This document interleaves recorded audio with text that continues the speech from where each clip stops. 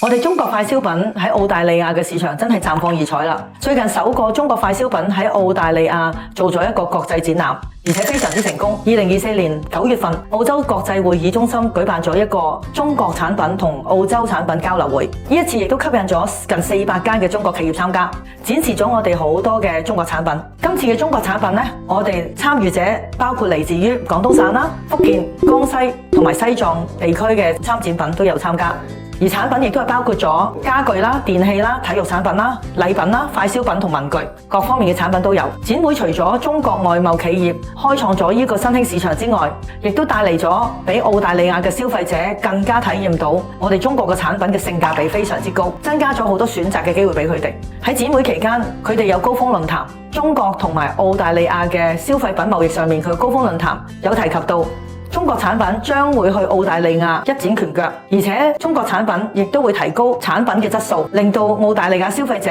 感受到中國產品嘅優質。佢哋亦都會重視咗生產啦、銷售啦、售後啦每一個環節，而且呢每一個環節都可以令到中國品牌好堅實地喺海外打響佢哋自己嘅品牌形象嘅。